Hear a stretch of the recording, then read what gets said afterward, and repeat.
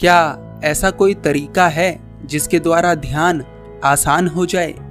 हाँ, एक तरीका है और वह तरीका आप इस कहानी के द्वारा समझेंगे।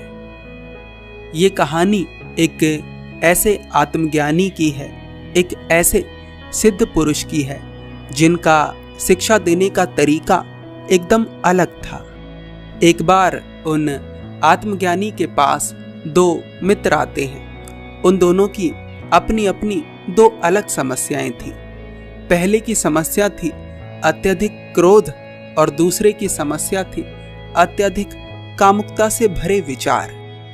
पहला लड़का उन आत्मज्ञानी से कहता है, मुनिवर, मैंने सुना है कि आप ध्यान सिखाते हैं। वे आत्मज्ञानी कहते हैं, सही सुना है, पर तुम ध्यान सीखना क्यों चाहते हो? वह लड़का कहता है, क्योंकि मुझे बहुत अधिक क्रोध आता है और मैं इस क्रोध से परेशान हूं, मैं इससे छुटकारा चाहता हूं।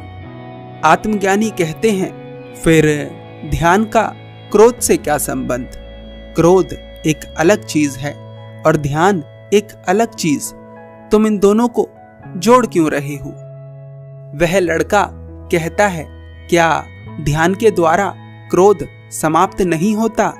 मैंने तो सुना है कि ध्यान हर समस्या का समाधान है। वे आत्मज्ञानी कहते हैं, ध्यान एक नाव के जैसा है जो तुम्हें नदी पार करवा सकता है। यदि तुम क्रोध जैसे भार को लेकर नाव में बैठोगे तो नाव के डूबने की संभावना बढ़ जाएगी। सर्वप्रथम इस भार से मुक्त हो जाओ। वह लड़का पूछता है, परंतु कैसे हुआ जाएगा इस भार से मुक्त? यही तो जानने आया हूं। वे आत्मज्ञानी कहते हैं, जाओ और जो मन कहे वो करो, जैसा मन कहे वो करो। बस इतना याद रखना कि दूसरे अवसर की क्षमता बची रहे। मन के कहने में आकर कुछ ऐसा मत कर देना जिसके बाद कुछ और करने का अवसर ही ना बचे। उदाहरण, यदि तुम्हें तैरना नहीं आता और तुम्हारा मन कहे कि नदी में छलांग लगा दो तो ऐसा मत करना।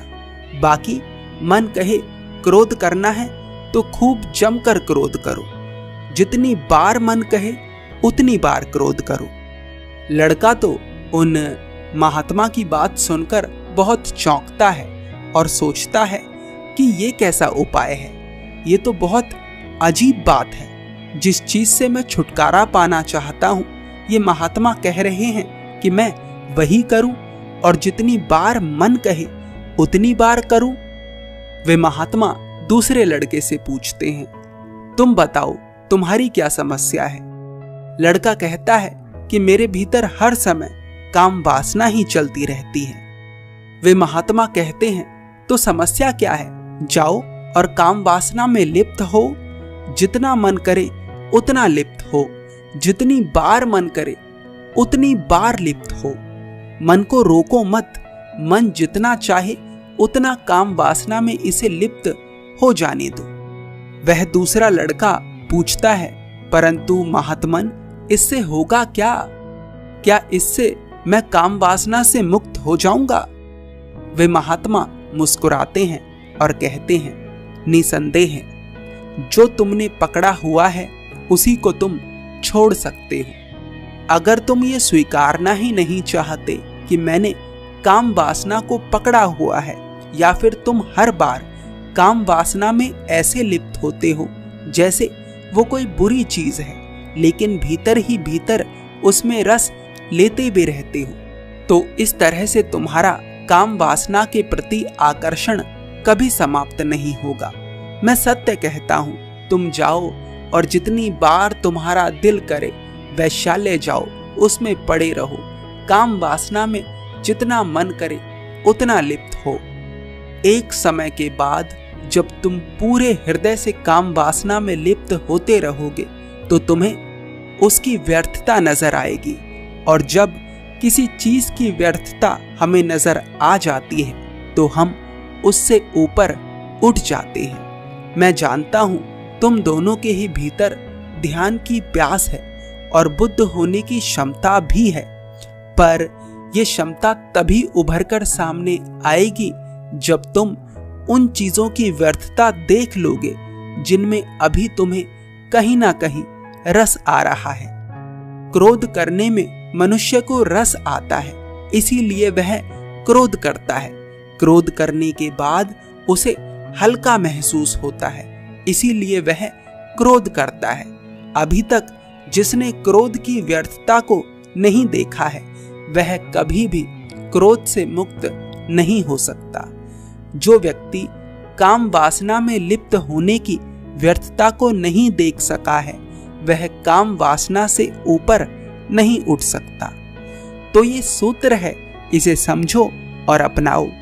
जिस भी चीज से ऊपर उठना चाहते हो, उसमें अति में लिप्त हो जाओ और उसकी व्यर्थता को अनुभव कर लो। उसकी व्यर्थता को अनुभव करना ही तुम्हारे हृदय में एक ऐसा बीज बो देगा जो तुम्हारे रूपांतरण का कारण बनेगा। वो ब्रह्मचर्य किसी काम का नहीं है जहां पर शरीर को तो जबरदस्ती रोक रखा है, लेकिन मन अश्लीलता से भरा पड़ा है।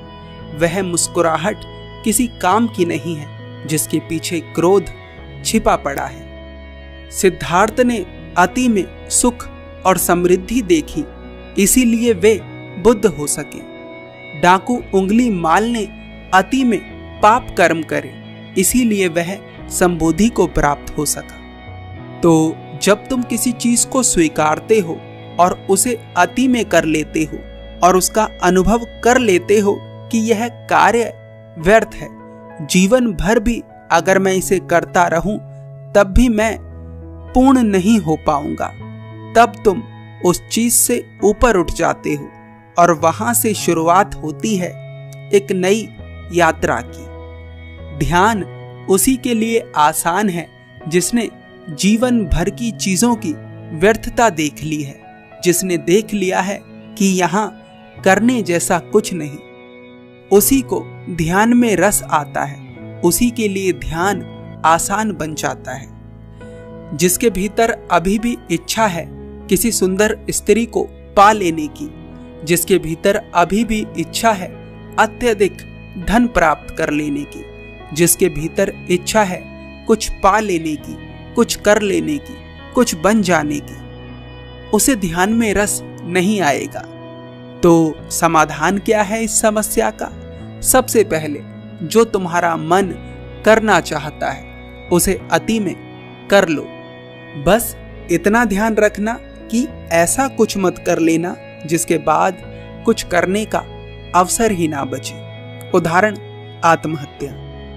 जब तुम हर चीज को पूरी पूर्णता के साथ करोगे तो तुम्हें कुछ अनुभव होगा और वह अनुभव ये तय करेगा कि वह करना सार्थक था या नहीं।